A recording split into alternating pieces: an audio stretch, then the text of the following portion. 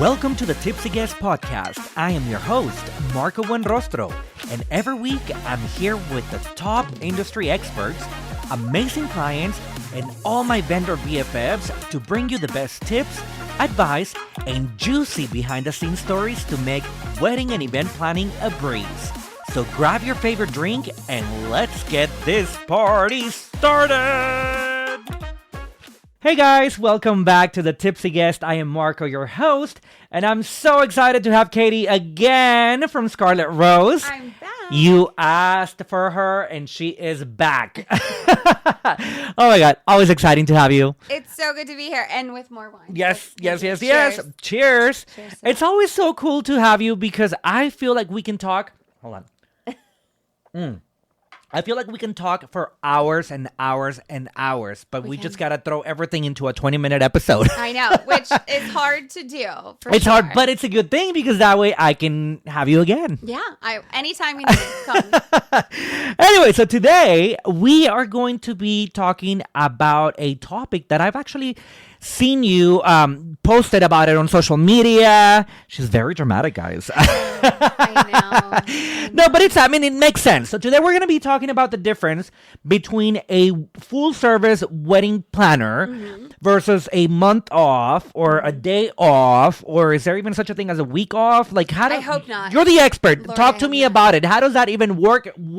Yeah. Talk to me about it. Yeah. Oh my gosh, there's so much that goes into this. I feel like full service, the best way to describe it is, we're literally doing everything for you, right? From hiring your vendors to keeping track of your RSVPs to sending out your invitations and, delivering your welcome gifts and stuff. It's concierge level of service. We're doing all the things. And some people really need that because they don't have the time nor the energy. They don't want to. Perfectly fine. I pay for services of things that I don't want to do all day long. So I would pay for something like this if I didn't want to. But I think where it gets a little sticky sometimes is people think that day of is still a thing, right? And it's like blogs or it's certain websites that say like, oh, a day of coordinator. And they're the same ones that tell you your wedding, the average wedding is $30,000. Spoiler alert, it's not. I was going to say, who are we talking about? Let's talk shit. Who are you talking about? Yes, it is a website platform that I no longer advertise with, and there you can get some great things from the knot, but it's just, They're not like, some of their stuff is okay, but some of the stuff is not realistic. No, it's not, and I think honestly, I think it sets us back a little bit, right? I think it sets us back as an industry and vendors as far as we're trying to elevate what we do and elevate our couple's experience and the client experience. And we can't do that if every person sends me an email that says, I just need someone for the day. My ceremony's at 4:00. We're ending at 11:00.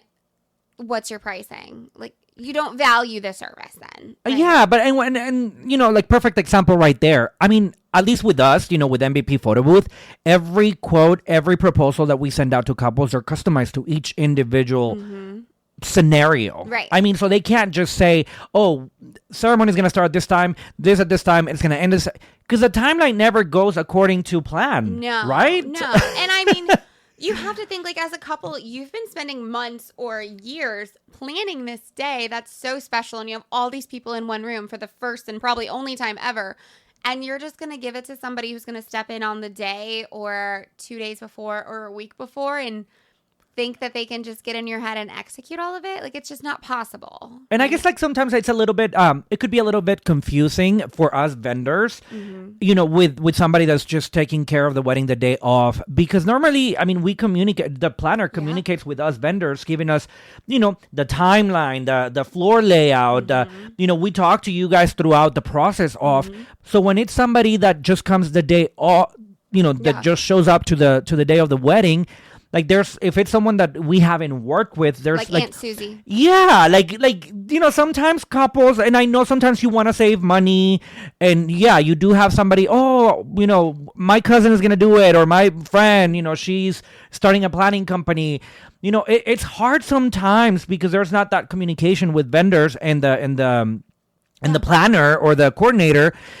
So it makes it hard for everyone. It does. And I don't want to knock the fact that, again, weddings are expensive. Don't get me wrong, right? They're super expensive. And thank God I got married all the years ago I did, so I don't have to spend the money that I would probably spend right now. But, there are a wide range of incredible people in their profession at a different, various price points, right? When you started your photo booth company, I'm sure you charged a fraction of what you do now. Mm-hmm. And same for planning, right? And so there's nothing wrong with hiring someone who still is reputable, has a legitimate business, cares so much, and puts all of the time and effort into it. And in my, profession is at least a month of planner. And it's okay if they cost less than others because they're newer, but you're doing what you need to do to protect yourself as a couple. And and that is definitely a hot topic. Vendors pretty much giving their services away, but that's that's a topic for a different episode. And it's something that we and of course we understand that there's a budget for every couple. Every couple is going to have a different budget, different priorities. Mm-hmm. So we definitely understand, that you are going to hire whoever is within your budget. Yeah. But you got to understand, going with the cheaper option is not always the best way to go. No. So I guess this is something where you guys also can come in and make those recommendations because you're the ones that have, you've been doing this for such a long time. For sure. So you obviously want to make sure that your couple is going to have an unforgettable day and, stress-free. I always hear from potential clients that they're like, hey, we went with a cheap photo booth. And then, 3 days before the wedding, they're like, Marco, the photo booth company's MIA. Yeah. We can't find them. They're not responding. What do we do? Are you available? Yeah. So it's if you go the cheap route, sometimes it's not the best because then either they go MIA or they don't deliver. And then it ends up costing you more. I have a horror story. Oh my goodness. Tell me. Oh my gosh. I think I'm warm just thinking about it. It was terrible. So it was early on in my career, right? Yeah, you'll want wine for this. It was early on in my career, and I was doing a wedding, and the clients hired I want to say, I don't know if they were a food truck, but it was like a taco truck or a taco company, right? That sounds so good right now. Delicious, right? But not the way it ended up. And so they hired this company, if you can even call it that. I don't know if you can call it that. But they hired them, and it was one of those things. They didn't really have a contract, right? Here's my invoice. This is what I'm having. So we think. And because again, you hire at least a minimum of a month of, right? A level of service. We're trying to confirm their levels of service and saying, hey, they're getting married on Sunday. I've got you down for this time. Will you be there, right? Here's the timeline. Here's the layout. Couldn't get a hold of this person, right? I tried emailing. I tried calling them. I tried texting. Couldn't get a hold of them leading up to the day. Finally got a hold of them, I think, 2 or 3 days before the wedding. Wow. Which is scary. Usually it's at least 2 weeks out. And so finally got a hold of them. Great. On wedding day, they didn't show up when they were supposed to, right? So I'm like, okay, well, you're a little bit delayed. Something's happening. That's fine. Getting a little late. And then we're getting to ceremony, and they're still not there, the caterer. What? No, still not there. And so I called, and I was like, hi, just checking in. Everything okay? And then it was it's just a story after story of, something happened, flat tire. And also, I think they were declining my calls, which was also a huge red flag. But so whether we were on the phone or texting, but had a flat tire. I'm like, okay, great. You could still come, and then we'll just, again, this is why you hire a professional, right? We'll do, they had their own food for cocktail hour. We'll switch and do, we'll get cocktail hour. Maybe we'll cut the cake first, and then we'll go into dinner. Still come and show up. I'm sure they would like their dinner, right? And it got to the point, honestly, Marco, that I had to ask him, are you even coming? Just shoot me straight. Are you going to be here? And the answer was no. What? Yes. So this caterer did not show up to the client's wedding, and it was in a small town in Central Texas on a Sunday where the town shut down at probably 7:00. So, what do you do, right? So again, you thank God that you hired somebody this is now my problem and not theirs. So no, it's probably not, what people would want forever, but it was the only option. Pizza. Yes. I called the Domino's from the town next door because there's none in this tiny town.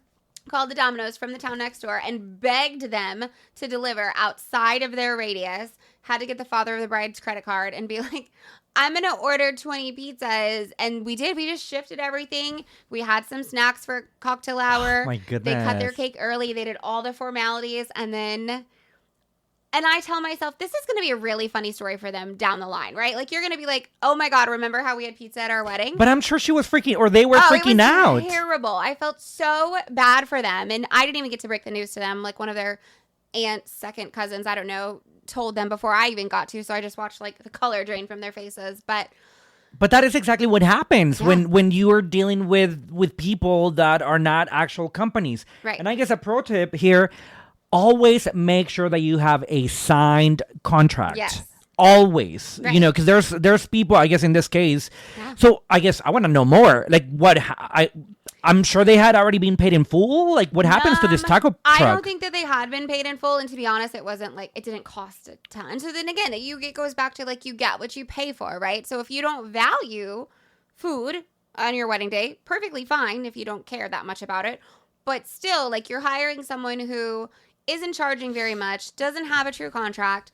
If I remember correctly, again, this was many, many years ago, I think that the couple ended up trying to reach out to that company after the wedding to kind of sort things out and get the money. And I was like, even though they were a month up for me, I said, okay, whatever you need, like if you need me to write an email or like recount my experience with them, I'm happy to do that. But I know that they were fighting to get at least their deposit back.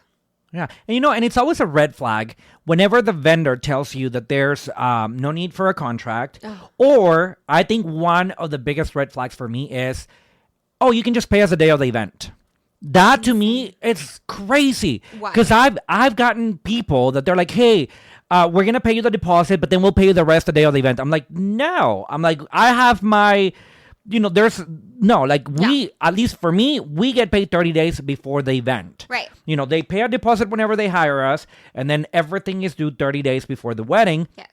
Or event in general, because we know, you know, that things can come up, and if they end up canceling, then at least, you know, we're protected in a way. Right. Versus, or in this case, you know, pay us the day of the event. So they had nothing to lose, really, No, the taco company. Right. I mean, they were just, that's just so incredible to me. It was a moment that I will never forget because you just have to kind of put your hat on and go, okay, how are we going to do this? Like, what are we going to do next? What are our options, right? And so you kind of get into that mindset of like, okay, what can we do? Do I have time to run to the local grocery store? Like, what are we going to put together for these people? So thankfully, again, shout out to Domino's in that town. It worked out I love well. Domino's. Oh my God, it's so good. Maybe they'll sponsor this episode. I know. Are you listening, Domino's? Yeah. Somebody that works at Domino's? We appreciate you. Oh my gosh. But that's again, you know, going back to the whole, you know, hire a professional because you were able to, you know, to fix the problem on the spot. And I feel like another of the issues that we come across whenever it's a day of coordinator is the timeline. I mean, there's always problems with the timeline. And I just feel like a day of coordinator doesn't have, I guess you tell me, when it's a day of coordinator, who works on the timeline? Is it the couple and then they just give it to the day off person? I would imagine, right? Again, I don't live by those rules, so I don't know how they do that, and I think that that's terrifying and scary because, again, they don't know what they don't know, right? Like, so they don't know the best way to do that or how to, you know, put that together, and so, I mean, yes, a day, I would imagine that's how that would happen, but no, for a timeline, like, that's for us at least, like, our base level of service will always start, honestly, our first email goes out to them 2 months before the wedding because everyone is busy, right? Like, I've got to work around their schedule to do a final walkthrough. We've got to gather all the contracts because we will review those, right? We're going to make the timeline, the floor plan, confirm all your vendors. That takes time. And so that's nothing that can even be done in a week or 2 weeks, you know? So at a minimum, for anyone listening, at least hire yourself like a month of, a lot of us call it wedding management, event management. It would save you so much headache down the road, honestly. I can just imagine. And whenever you guys work at the weddings, is it one planner that you send to the wedding? Is it two? Or it depends on the size of the wedding? How does that work? We always do too. I mean, when I started in this industry 7 years ago, I did a lot of weddings by myself. I was younger then and a little more energetic perhaps and naive maybe. I remember doing a wedding by myself because that's what I did. And it was at, here in San Antonio, it was at the Tobin Center for the Performing Arts. Massive event venue. I mean, there were like 275 guests. And I mean, the amount of miles I must have walked that day. It was a great wedding. But no, for us at least, we will always have a minimum of 2 people because, again, you can't be in 2 places at once, right? So if I'm lining up my couple and their bridal party and all the things and something is happening or a vendor has a question that's like super important and needs to be answered now or something's happening and chaotic, we can kind of divide and conquer, right? So we'll always have 2 regardless of the guest count, more if production requires it. Okay. So I guess it's time for a tipsy story. I want to hear about a time, if you even have one, that you had to deal with, I mean, a couple, either the bride, the groom, because I've always said, and we had a story, where the groom was like super drunk by the time they came to the photo booth. I mean, the bride hired me with something specific in mind. She was like, "Hey, Marco, I'm hiring you with the 360 photo booth because I want this specific video." And she sent me a sample of a video, and she's like, "Can you do this?" And I'm like, "Well, it's not me. I'm providing the camera. Can you do this?" Right. It was where like, they're like kissing and then he like dips her and it looks really cool with the 360 video. I'm like, well, can you make it happen? So then by the time that we were there and the groom, she was already at the photo booth and we were waiting on the groom by that time, he was already drunk. Oh, no. So when he came to the photo booth, he even like fell before he even made it to the photo booth. Like he came running and then before he even made it to the booth, like he just like slipped and I mean, we were able to make the video that she wanted, but I feel like she would have wanted something more amazing. Right. Because she really had a vision of that video, and it didn't really work because he was already a little bit too drunk. Yes. Have you ever had anything happen like that where, by the time that you get started, because they've been drinking all day as they're getting ready, have you ever had to deal with something like that where the bride or the groom or somebody in the wedding party is like super drunk? Yeah. I know last time you mentioned about the groomsman that was just passed out in the parking lot. Yeah. But let's say the bride or the groom. Have you ever had to deal with something like that? I'm sure I have. I will say this is like a tipsy story, but it was like lighthearted still and fun. We had a groom that he was definitely more reserved. He portrayed himself as more reserved. He did not seem more reserved to me, but he portrayed himself as more reserved, and he was very like anxious and excited and nervous to marry his wife. And he was drinking all day long. And I remember going and talking to them and pinning on boutonnieres and just like, I mean, you could smell the moment you walked into the space, like, ooh, like you need an Altoid, my friend, right?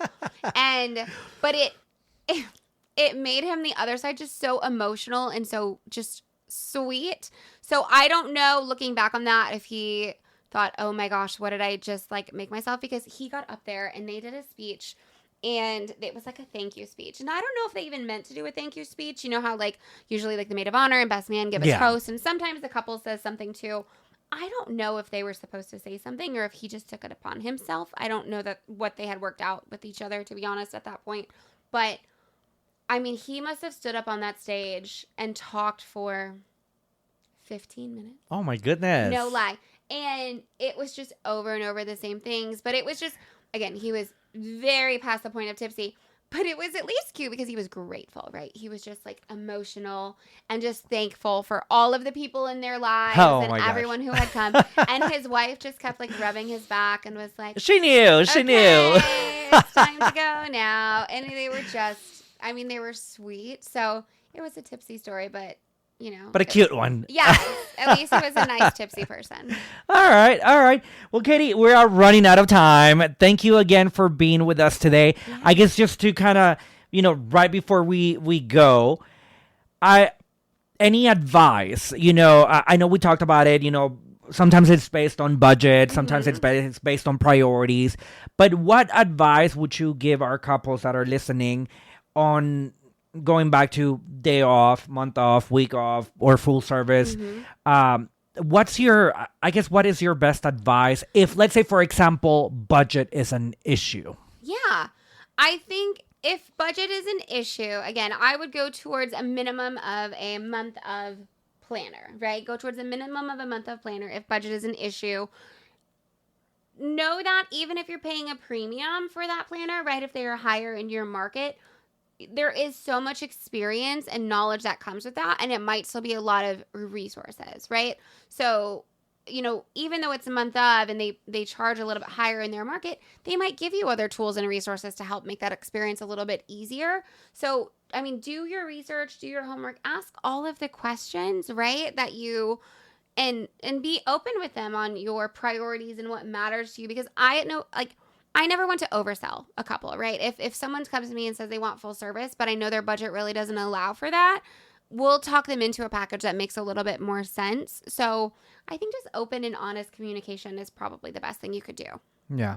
Okay. Well, there you have it. That is a Tipsy Guest pro tip. Yeah. And Katy, please remind our listeners, where can they find you on social media? Yeah. So we are at Scarlet Rose Events or at Scarlet Rose Collective. There you have it. Thank you so much for tuning in today.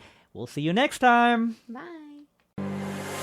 Thanks for listening to the Tipsy Guest podcast. If you know someone who could benefit from these tips, spread the love and share it with them. Don't forget to subscribe and leave a review. Next round's on us. Same time, same place. Cheers! This podcast is brought to you by MVP Photo Booth, the #1 photo booth rental company in San Antonio, Austin, and Central Texas.